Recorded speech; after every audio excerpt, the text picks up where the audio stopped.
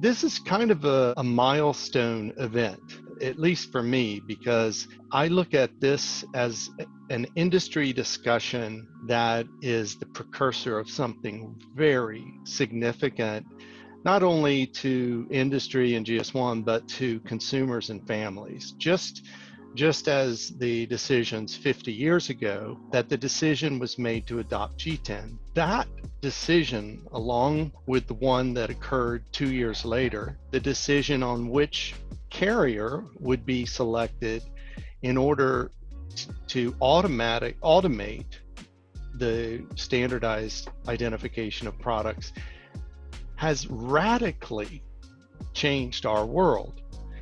It's made things that used to be so manual, very automated and efficient, not only for industry, but for families, consumers. And it's given us a tremendous wealth of information about how things work. It's decreased the prices of that were inflated in the supply chain because of inefficiency by trillions of dollars over the 50 years. And so when we're talking about something as monumental as taking one of the world's greatest inventions, year after year, this has been named as one of the greatest inventions of our world, period. When we're talking about changing that, we're talking about a true milestone. So where are we right now? Right now, we're working with internal and bilateral, quote unquote, standards. And these are always the precursor of the major change that will come, because they allow learnings, they allow us to prove a hypothesis about the use of something, but they lack the immense scale that we seek in our standards. And if you go all the way back to the 1970s, the basic chicken and egg that occurred is where we are again. And it's the retailer asking, why should I invest in something if nothing coming to me is marked with that capability? And the brand's asking, why should I change my packaging when so many of my distributors and retailers are not calling for it? So how do you make that transition from what you see in this picture, that's the first supermarket where the first barcode was scanned.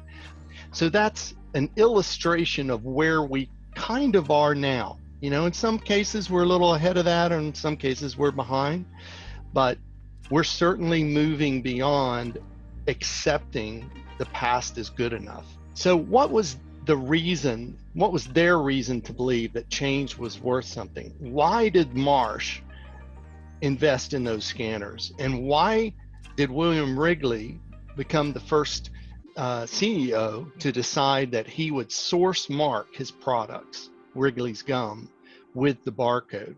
This adoption recommendation number 1 from our first slide starts to give you that answer. Originally, only 6,000 companies in US were forecast to ever use the UPC. Of course, now we know it's used all over the world by millions of companies. It's impacting, millions and millions of systems around the world. And if we look at our reason to believe 50 years later, it's very similar. Is it fixed measure at point of sale? Is it point of sale? Or is it something bigger? If we look at the questions that we're confronted with, it's for a brand and for a consumer, why can't one barcode work for the supply chain, but also work for my mobile apps? And for the retailers, many of them are asking, why have 2D capability if the barcodes that are on pack with 2D are disrupting my point of sale because they don't have anything I can use in them, and they're slowing my performance? And for consumers, which one do I scan? I see 3 or 4 barcodes on this product. Which do I use where? And I think also very importantly, GS1 has always been industry-led, and we will always be industry-led. But there's a new partner in this process, and that is regulation. And as things like COVID or traceability or authentication or circular economy began to become more and more part of the discussion, we have a new partner at the table, and that is the regulator. So ensuring that our baseline for performance can support them is critical. If we could get to a point where a retailer is saying, oh, finally, it not only doesn't slow down my point of sale, I can actually use the brand's mobile barcode for my own mobile app because it has a standardized GS1 syntax. And I can attach to that and utilize it for myself. And the brands, of course, can perhaps at some point consolidate down to one barcode that can accommodate both, which would also lend itself to the consumer, life would be simplified. And then there's much more data that can be achieved for like transport and logistics, where they're looking at maybe carrying mini messages, small messages within a 2D symbol. And at this point, we don't have the implementation ready, but we have the tools. So the technical standards are here. It's very much like in the 70s. There was a 3-year discussion on what should be the product code, a symbol that they thought was very important and would be the right one. So when you put those two together, it took 5 years for industry to agree to both the identifier and the barcode that they used for 50 years now, almost 50 years now. Now, Alan Haberman said, though, the decision to move forward took about 10 minutes. So all the pre-work of all the industry people like that are on this group today, led to a discussion of executives that in a room in Washington, D.C., took 10 minutes. It was a fait accompli because all the hard work had been done.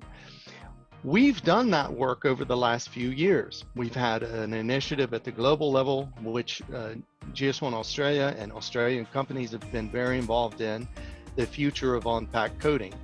It's helped us to highlight the need to migrate to two-dimensional symbology. That's something we've been talking about literally over a decade. But the time may be now. And the second part of this is, how do we create a world where the mobile apps that consumers use and the applications in the supply chain converge, interoperate, work together?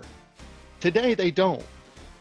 Today, the web URLs in the two-dimensional barcodes that are on packaging for marketing purpose most often do not carry any kind of standardized identifier that works within the supply chain environment, and in fact can create disruption. So the idea of having something that is addressable for the supply chain, but also for your web and marketing strategy, is not only possible, we have a standard for that. It's called the digital link. In order for that to work, we need something more than 2D. Just like with barcodes, there is an ability in the scanner to auto-discriminate between the different barcode symbologies and what payload those symbologies carry. We also need a new capability in scanning systems that can take a digital link identifier structure and turn it into an application identifier structure, and vice versa, so that no matter which barcode the scanner picks up first, it will process it efficiently. And that will allow us to onboard 2D, and eventually, if critical mass becomes strong enough at the retailer level, distributor level, then it could lead to a scenario where one barcode could support all needs again, and bring us back to the world of EA and UPC, where one symbol did it all for many, many years. We need some visionaries who are willing to make the first step, whether that's retailers and distributors who are willing to invest in the scanning technology and upgrades to their systems, to do trials and pilots to show the benefit, but also brands who are willing to put forward packaging, source marked packaging, And today we also will need strategies of how to be backward compatible while being forward looking. So we're going to have a little bit smarter plan. The good news is that we've been here many times before. Many countries, when we did get to 2D, were already ready to just simply convert a symbology because they were already using data, playing with data.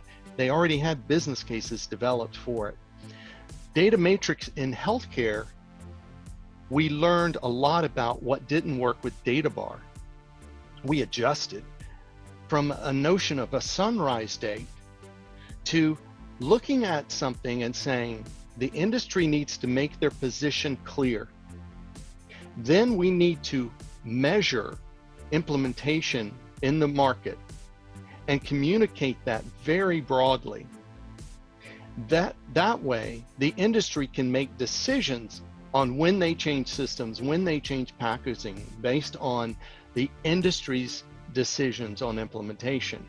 Now in healthcare, we had a driver that was somewhat forced. As those initiatives took place, many of the countries actually regulated or mandated the use of that technology and data beyond G10. In retail, we may or may not have that luxury. It depends on how regulation plays out over the next decade.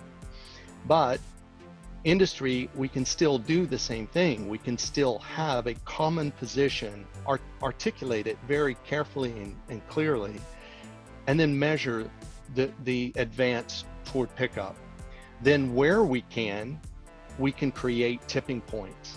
And then of course we've had fixed measure, variable measure. When you think about that, it very much looks like what the founders of this company, or this, actually GS1 is not the founder of all of this. The industry founded GS1. And in 1971, those executives understood that the power of the investment meant more than point of sale. That same applies today. This technology that we're talking about will have to be deployed in distribution centers, by transport companies, pick and pack operations, back ends of stores, all kinds of companies that are not dealing with point of sale, hospitals, construction companies. All of these things will eventually filter their way across all of our applications.